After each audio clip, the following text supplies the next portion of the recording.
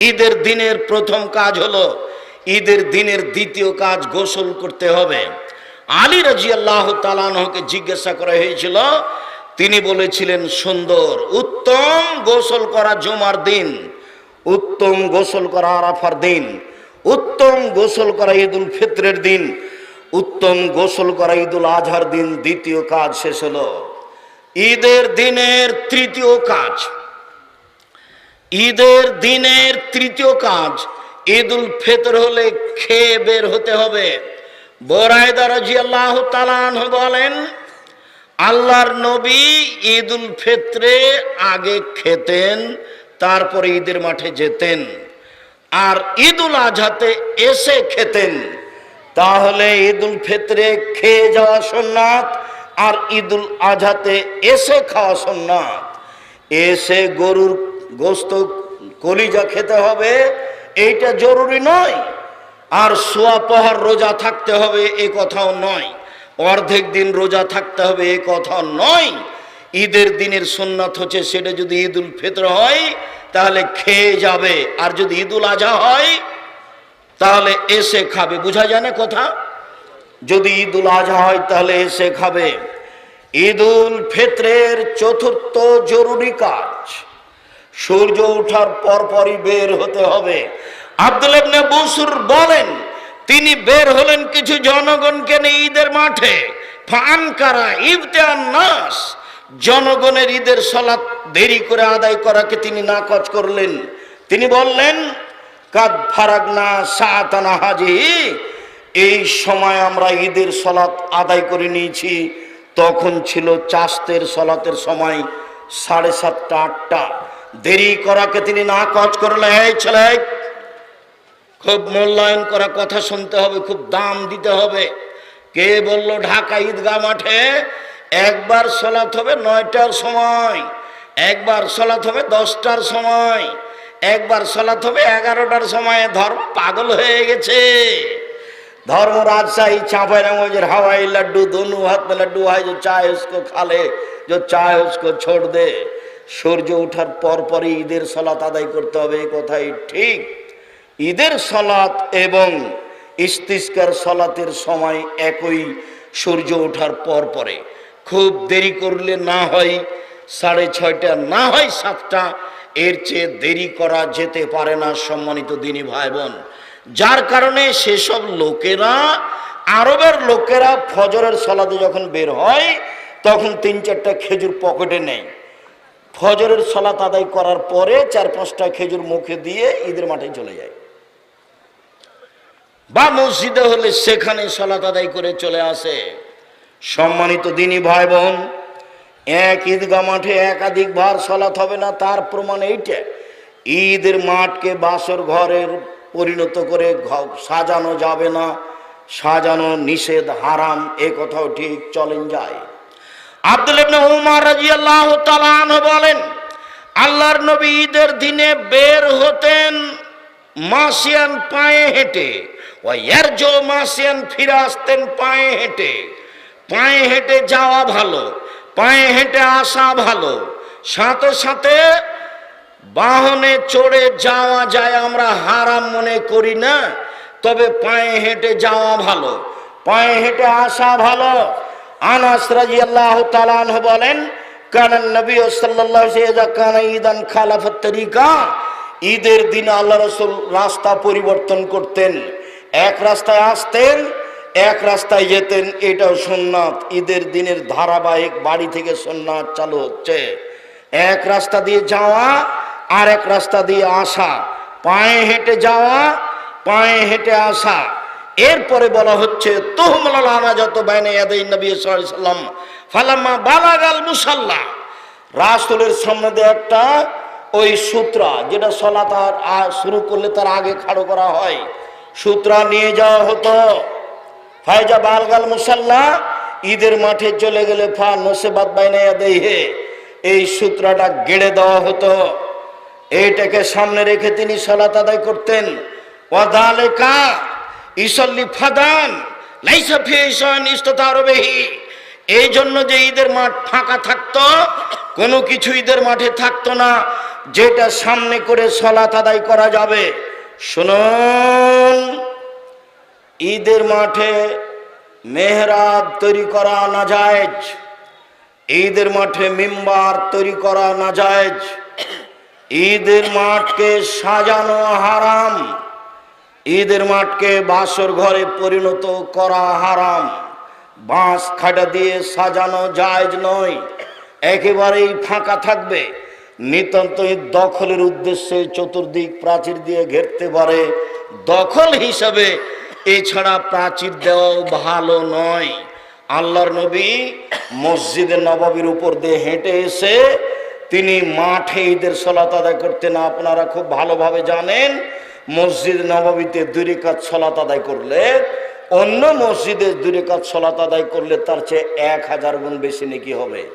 এরপরেও পৃথিবীর সবচেয়ে দামি মানুষ দামি মসজিদের উপরে পা দিয়ে পাড়া দিয়ে হেঁটে চলে গেলেন ফাঁকা জায়গায়, তার মানে ঈদের সালাত ফাঁকা জায়গায় আদায় করতে হবে। এরপরে বাড়ি থেকে বের হওয়ার সময় করতে হবে।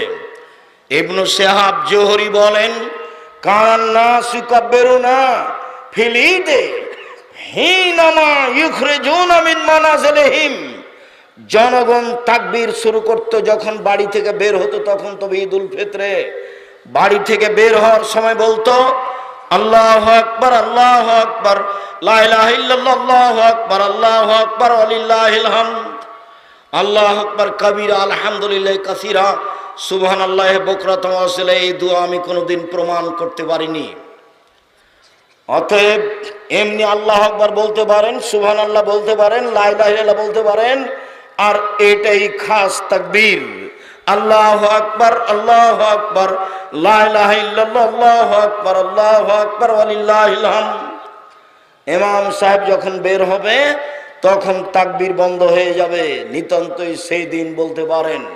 তবে ঈদুল ফিতর যদি হয়, আব্দুল্লাহ ইবনে উমর, আবু হুরায়রা রাদিয়াল্লাহু তাআলা ইয়াখরুজুনা ইলা সুক, ঈদুল আজহাতে আব্দুল্লাহ ইবনে উমর এবং আবু হুরায়রা রাদিয়াল্লাহু তাআলা বাজারের দিকে বের হতেন আর তাকবীর পাঠ করতেন প্রথম জুলহিজ্জা থেকে নিয়ে 13 তারিখ পর্যন্ত।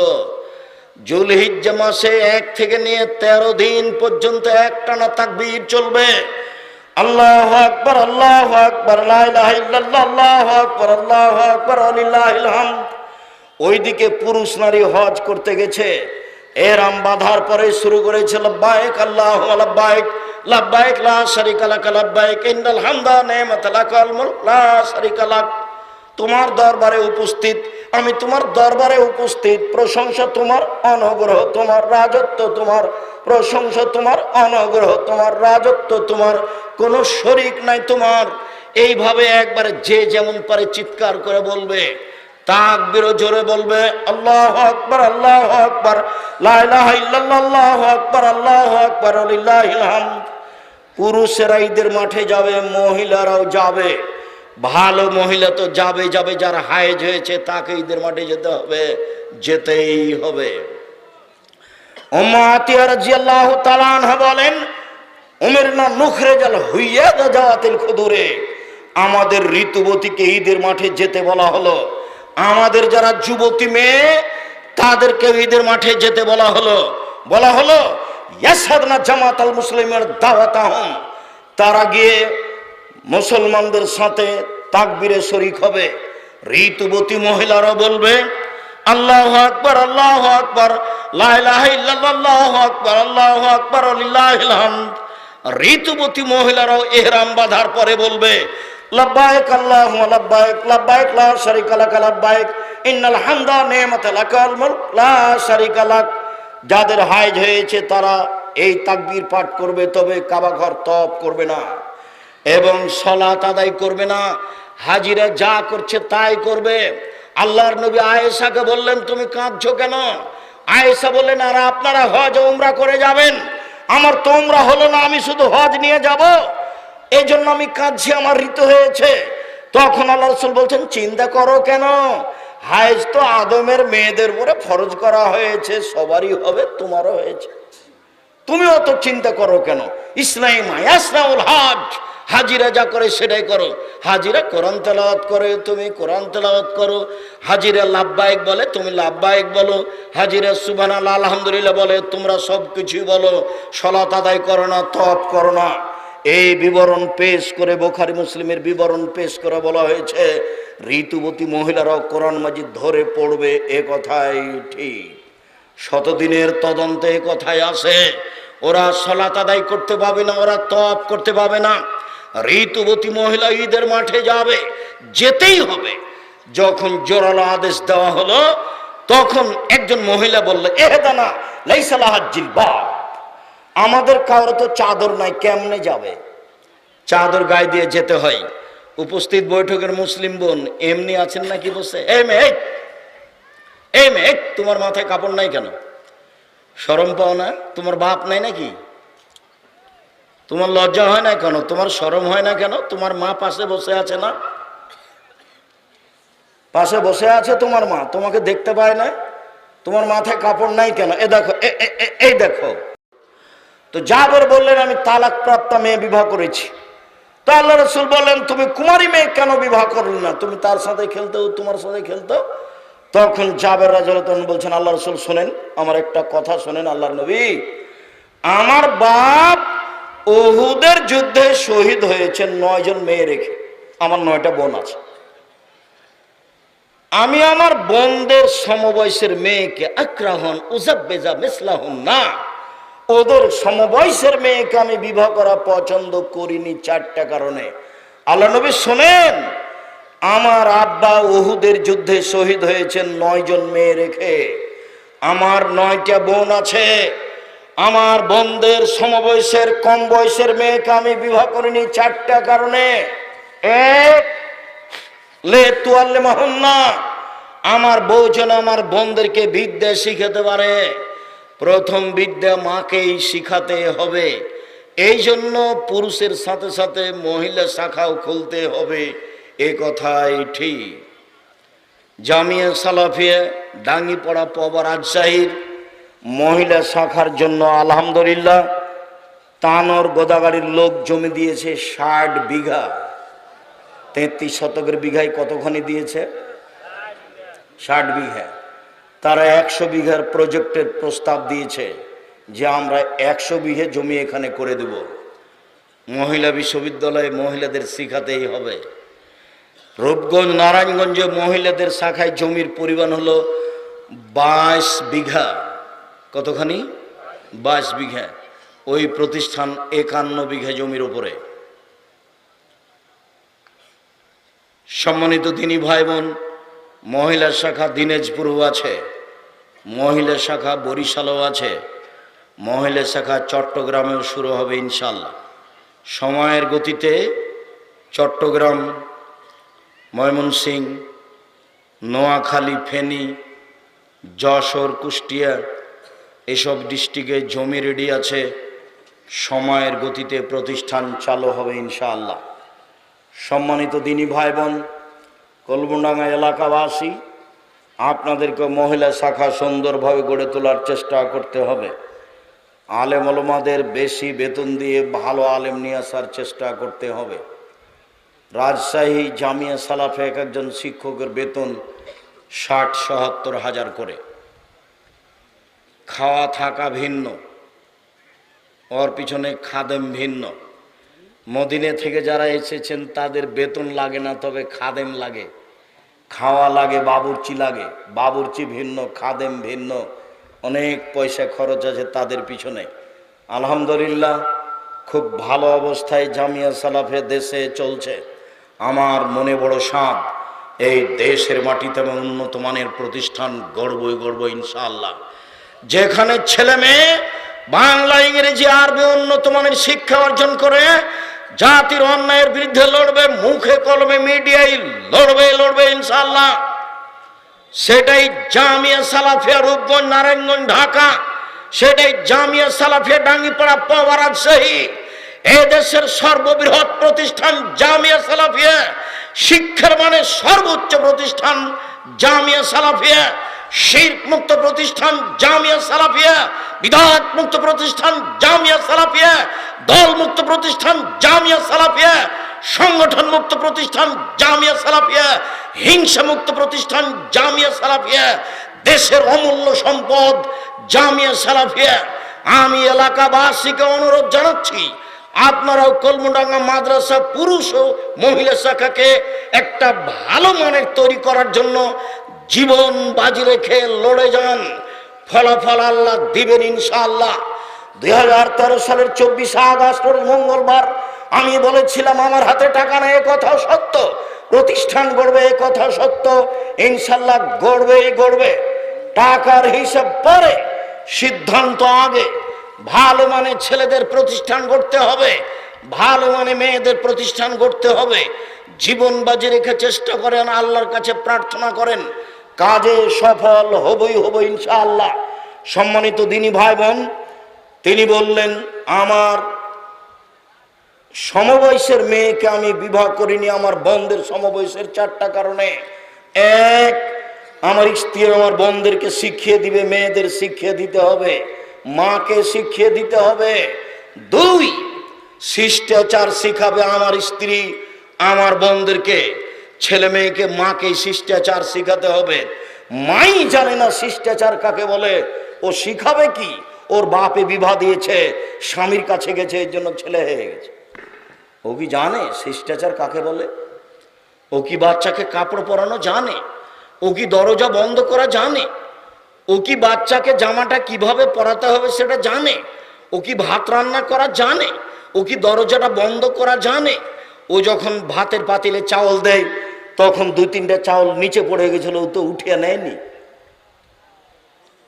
2-3জন মিলে যদি চাকরি করে তবুও বাড়িতে বরকত থাকবে না। ও ভাত রান্না করা জানে না, ও দরজা বন্ধ করা জানে না, ও ছেলে মেয়েকে জুতা স্যান্ডেল পরাতে জানে না। সে মা নয়, একজন হস্তিনী মা। ও হচ্ছে কি মা? হচ্ছে একটা হস্তিনী মা। আমি বলি না তাকে রাখতে হবে, তবে আমি তাকে তালাক দেওয়ার জন্য আদেশ করিনি, পরামর্শ দিই। বউ ভালোই নিয়ে আসতে হবে, এ কথাই ঠিক। রাসূল সাল্লাল্লাহু আলাইহি সাল্লাম যখন বললেন 4টে জিনিস আছে যার সুখময় জীবন তার, 4টে জিনিস আছে যার সুখময় জীবন তার, তখন 1 নম্বরে বললেন আল মারাতু সালেহা, ভালো স্ত্রী। 2 নম্বরে বললেন আল জারু সালেহ, ভালো প্রতিবেশী। 3 নম্বরে বললেন আল মারকাবুল হানি, একটা ভালো গাড়ি। 4 নম্বরে বললেন আল বাইতুল ওয়াসি, থাকার ঘরটা প্রশস্ত। আবার বললেন আর দুনিয়া কুল্লুহা মাতা খায়রু মাতাই দুনিয়াল মারাতু সালেহা, সারা পৃথিবী সম্পদ, সবচেয়ে দামি সম্পদ হচ্ছে ভালো মহিলা। ভালো মহিলায় পৃথিবীতে সবচেয়ে দামি সম্পদ। সম্মানিত দিনী ভাই বোন, আল্লাহর নবী বললেন শোনো, 4টে জিনিস সবচেয়ে দামি, 3টে জিনিস সবচেয়ে দামি। 1, ওই জিবা, যে জিবা সুবহানাল্লাহ আলহামদুলিল্লাহ বলতে পারে। 2, ওই অন্তর যে অল্পতে তুষ্ট হয়। 3, ওই স্ত্রী যে স্বামীকে দিনের উপরে সহযোগিতা করতে পারে, ভালো স্ত্রী। ভালো স্ত্রী হচ্ছে সবচেয়ে দামি সম্পদ, যা রাসূল সাল্লাল্লাহু আলাইহি ওয়াসাল্লাম বললেন। আল্লাহ নবী বললেন খায়রুন নিসায়ে, মহিলাদের মধ্যে সবচেয়ে ভালো মহিলা হচ্ছে ওই স্বামী আদেশ করলে পালন করে, স্বামীর সাথে কথা বললে হাসি মুখে বলে, স্বামী বাড়িতে না থাকলে নিজেকে হেফাজতে রাখে, কারোর সাথে মোবাইলে কথা বলে না, দেবর ভাসুরের সাথে গল্পে জড়িয়ে পড়ে না। হলো সবচেয়ে ভালো নারী। আল্লাহর নবী বললেন সবচেয়ে ভালো মহিলা যে স্বামীর সাথে কথা বললে হাসি মুখে বলে, স্বামী আদেশ করলে পালন করে। দিন রাত খালি ঝগড়া। আব্দুর রাজ্জাক সাহেব, আপনি না হয় বলছেন আমার স্বামীর মুখখানি এতই খারাপ, এতই খারাপ, চাঁপাইনবাবগঞ্জের ভাষার মুখখানি একবারে মনে হচ্ছে একবারে ঘিনঘিনা মুখ, এভাবে গালি দেয় যার আমি সহ্যই করতে পারি না। তাই আমাকে যখন বলে 1 গ্লাস পানি দে, তো তখন 1 গ্লাস পানি নিজে এইভাবে রেখে দিই ঠেকুস করে, দিয়ে আমি উল্টা ঘুরে দাঁড়াই, ওকে আমি সহ্যই করি না। আপনি মেনে নেন, তিতা লাগুক আর মিঠা লাগুক, নইলে সংসার বাদ দেন। এইভাবে ঝুলন্ত থাকা হবে না। আর আপনাকে আমি দিন রাত বলে আসছি, স্ত্রীকে গালি দিতে হয় না, কটু কথা বলতে হয় না, মারতে হয় না, মন্দ কথা বলতে হয় না। স্বামী হলে 5টা জিনিস লাগে। 1, ভালো মানের পড়তে দিতে হয়। 2, ভালো মানের খেতে দিতে হয়। 3 কটু কথা বলতে হয় না, 4 মুখের উপরে মারতে হয় না, 5 এখানে সেখানে শ্বশুর বাড়ি খালার বাড়ি যেতে দিতে হয় না,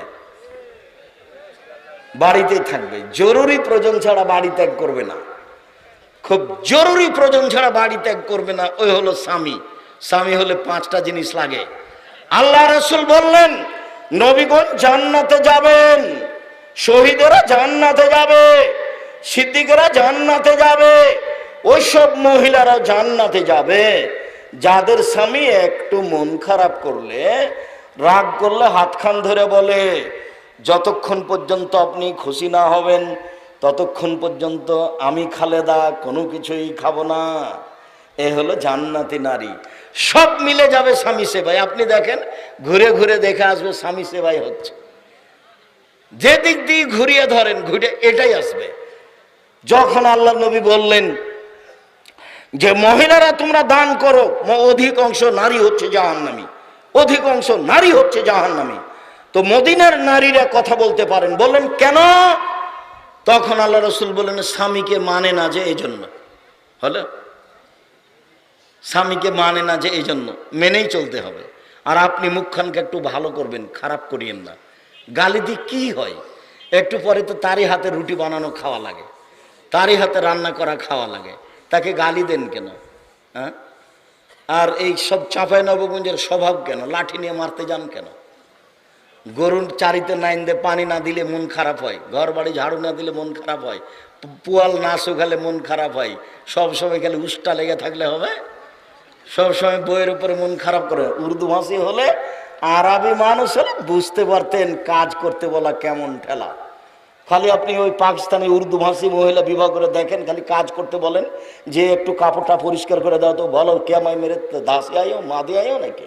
আমি কি তোমার দাসী নাকি আমাকে কাজ করতে বলছো? মানে বাংলাদেশি চাঁপাইনবাবগঞ্জের আপনার এই সাপাহারের মেয়ে সেই জন্য সবই করে দেয়, তবু মারতে যান।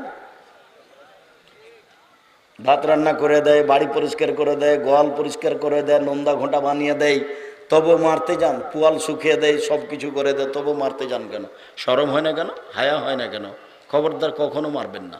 চলেন এবার মাঠে চলে যাই। ঈদের সলাত, ঈদের সলাত এর পূর্বে কোনো কিছু হবে না, কোনো বক্তব্য হবে না, কোনো তাকবীর বলতে বল।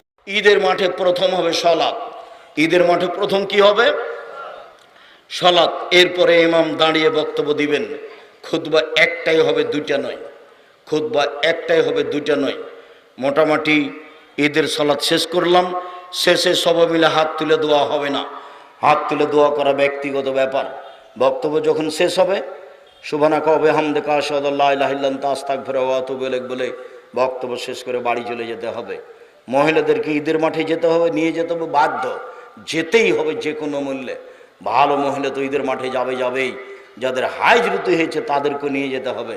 আব্দুল রাই সাহেব, আমাদের ঈদের মাঠে মহিলাদের ব্যবস্থা নেই, এই জন্য আমাদের মসজিদে মহিলা ইমামতি পড়ে নেওয়া হয়।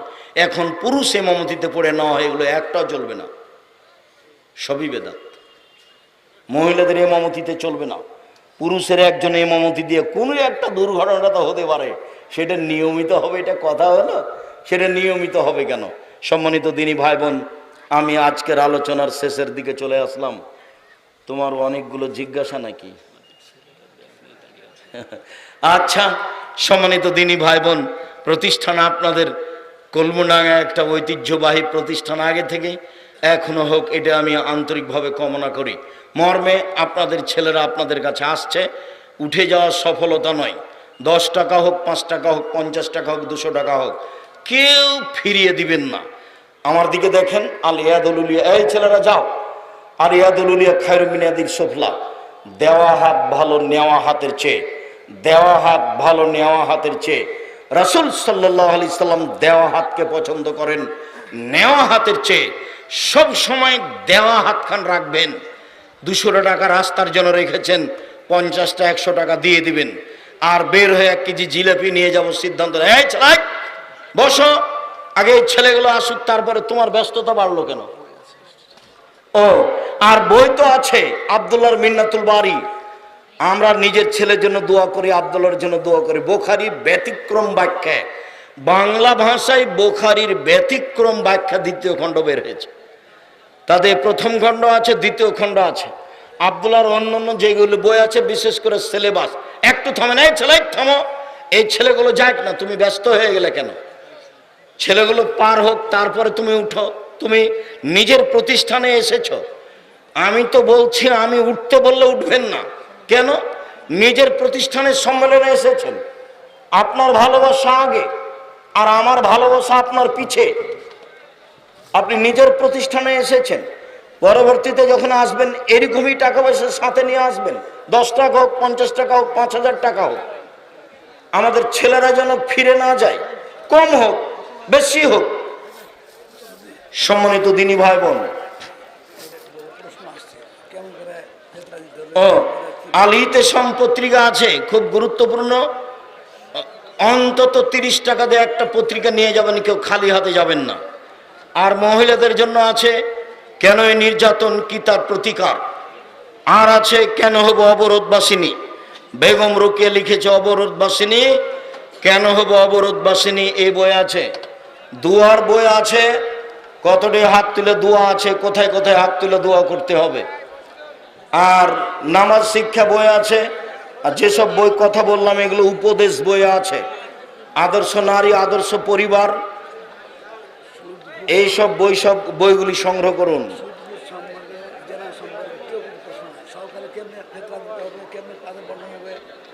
সেগুলো আজ